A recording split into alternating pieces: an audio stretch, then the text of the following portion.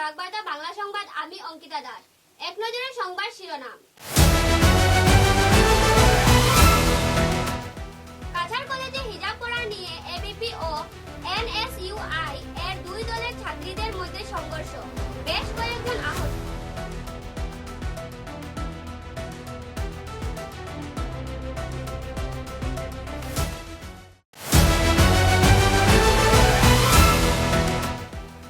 পুলিশের বড়সড় সাফল্য, পরপর নেশা সামগ্রী বাজেয়াপ্ত করে নজর কাড়ল বরখলা পুলিশ।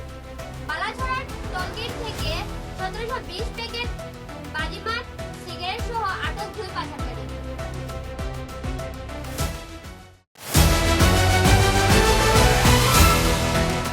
কিশোরনাথ ও ওবিসি মোর্চার রাজ্যের সভাপতি সুভাষ দত্তের উপস্থিতিতে বরখলার 27 জন অসুস্থ হিতাধিকারীর হাতে মুখ্যমন্ত্রী রিলিফ ফান্ডের চেক।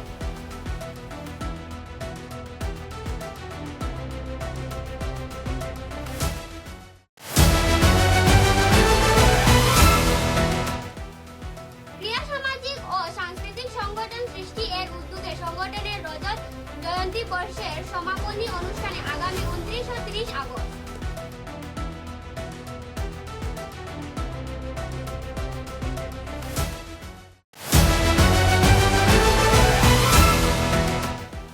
আজ শিলচর 33 নং ওয়ার্ডের অন্তর্গত রামকৃষ্ণ সরণির উন্নয়ন সমিতির পক্ষ থেকে প্রাক্তন বিধায়ক শ্রী